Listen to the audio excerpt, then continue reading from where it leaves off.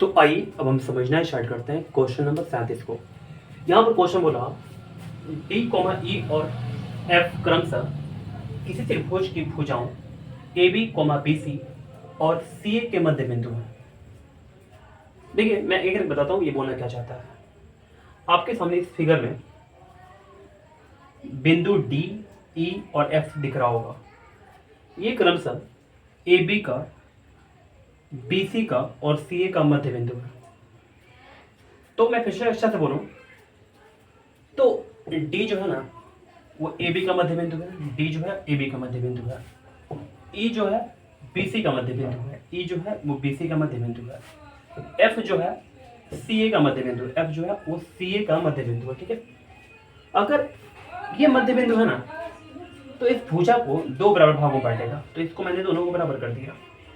ये भी मध्य बिंदु है तो ये भी दोनों बराबर हो जाएगा आपका, ये भी मध्य बिंदु है तो ये दोनों बराबर हो जाएगा। ठीक है, अब चलते हैं आगे।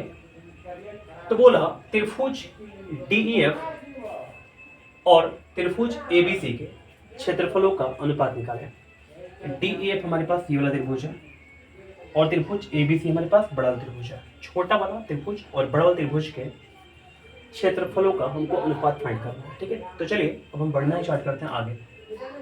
देखिए हम ऐसे लिख सकते हैं कि चूंकि डी और एफ क्रमशः भुजाओं ए बी और ए सी के मध्य बिंदु है। आप देख सकते हैं डी और एफ जो है ना वो क्रमशः भुजा ए बी और ए सी के मध्य बिंदु है। इसलिए D F equal to half of B C, D F equal to क्या हो जाएगा, हाफ ऑफ बी सी हो जाएगा। एक बार फिर से आराम से देखिएगा, यहाँ पर डी और एफ जो है ना क्रमशः ए बी और ए सी भुजाओं के मध्य बिंदु है ना। अगर हम डी एफ को मिलाते हैं तो वो बी सी के, यानी कि ये जो बी सी है हमारे पास, इसको आधा करते हैं तो डी एफ के बराबर होगा। तो मैं बोल सकता हूँ कि D F equal to half of B C. ठीक है, डी एफ इक्वल टू क्या हो गया, हाफ ऑफ बी सी हो गया।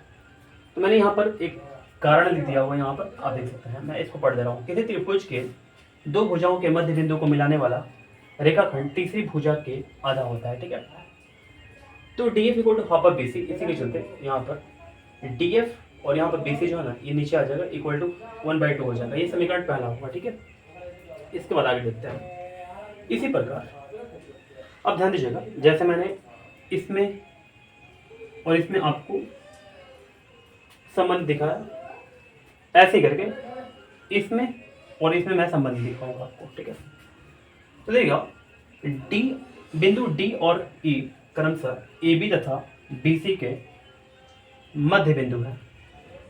तो डीई इक्वल टू क्या होगा, हाफ ऑफ ए सी हो जाएगा। डीई इक्वल टू क्या हो जाएगा, हाफ ऑफ ए सी हो जाएगा। तो डीई बटे में ए सी इक्वल टू क्या हो जाएगा, 1/2 हो जाएगा। समीकरण दूसरा हो गया। ऐसे करके हम बोल सकते हैं कि जो ई और एफ है ना, बिंदु ई और जो एफ है वो क्रमशः बी सी और ए सी का मध्य बिंदु है। तो E F equal to half of A B हो जाएगा। ई एफ इक्वल टू क्या हो जाएगा, हाफ ऑफ ए बी हो जाएगा। तो ई एफ बटे में क्या हो जाएगा, ए बी इक्वल टू 1/2 हो जाएगा। समीकरण तीसरा होगा। अब ध्यान दीजिएगा, तो 1/2 ये भी है, ये भी 1/2 है और ये भी 1/2 है ना। ये तीनों आपका 1/2 दिख रहा है। तो तीनों हमारे पास बराबर है ना, और ये 1/2 इसके इक्वल है, ये 1/2 इसके इक्वल है, ये 1/2 इसके इक्वल है। तो मैं क्या करूँगा, तीनों को बराबर दिखा दूंगा। समीकरण 1, 2 और 3 से डी ए बटे में बी सी, डी ई बटे में ए सी और यहाँ पर ई एफ बटे में ए बी हो गया।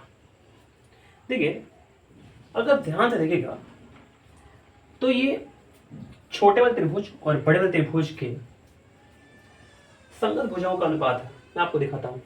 यहाँ बोल रहे डी एफ बटे बी सी, छोटा त्रिभुज का डी एफ और बड़ा त्रिभुज का बी सी बराबर डीई बटे में ए सी, छोटा त्रिभुज का भुजा डीई, बड़ा त्रिभुज का भुजा ए सी बराबर ई एफ बटे में ए बी, छोटा त्रिभुज का भुजा ई एफ और बड़ा त्रिभुज का भुजा ए बी। ठीक है, यानी कि छोटा त्रिभुज और बड़ा त्रिभुज के भुजाओं का, संगत भुजाओं के ये अनुपात है ना, ये इक्वल है यहाँ पर।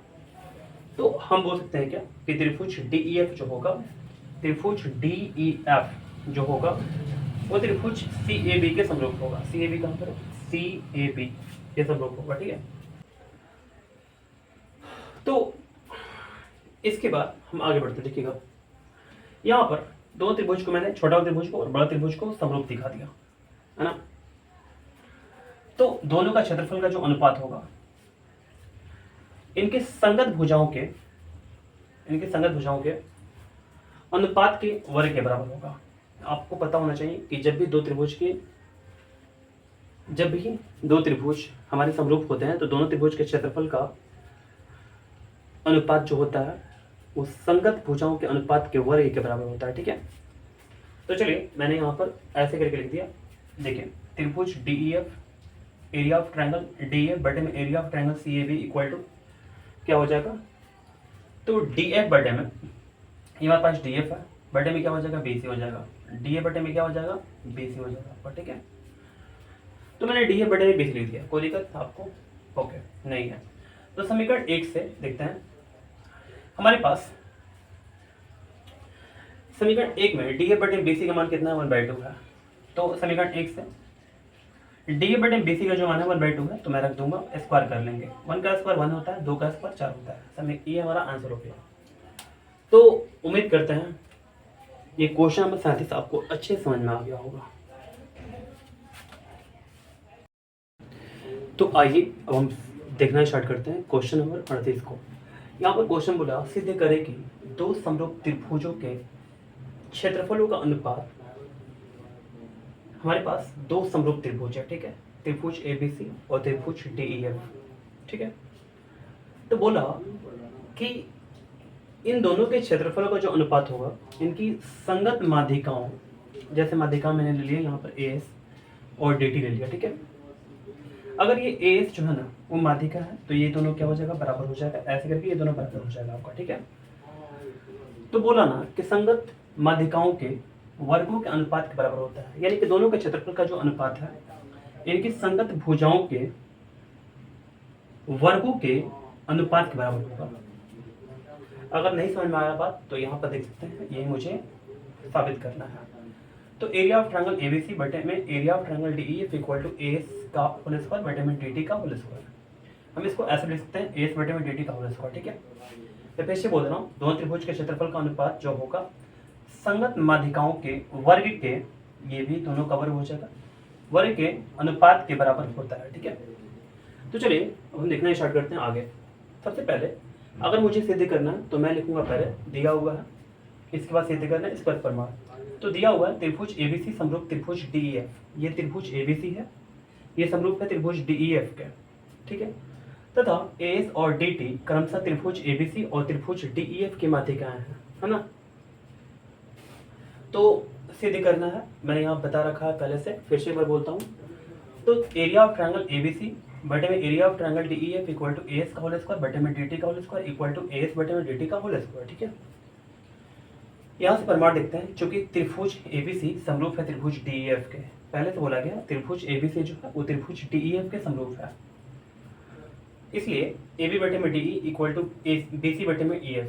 AB बटे में क्या हो जाएगा DE हो जाएगा और BC बटे में क्या हो जाएगा EF हो जाएगा। ठीक है, CPST से हो जाएगा। ठीक है, corresponding part of similar triangle. अब आगे बढ़ते हैं। तो AB बटे में DE तो हो गया, लेकिन मैं BC का हाफ करूंगा और EF का हाफ करूंगा। इससे क्या फायदा होगा मैं आपको आगे बताता हूँ। हम लोग इस ट्रायंगल में एंट्री मार जाएंगे। ठीक है, और देखिएगा पहले हाफ करे BC का और हाफ करे EF का। BC का आधा क्या होगा और EF का आधा क्या होगा। BC का आधा क्या हो जाएगा BS हो जाएगा, EF का आधा क्या हो जाएगा ET हो जाएगा। BC का आधा क्या हो जाएगा BS, EF का आधा क्या होगा ET हो जाएगा। हमने लिख भी दिया कि AS, DT माध्यिकाएं हैं।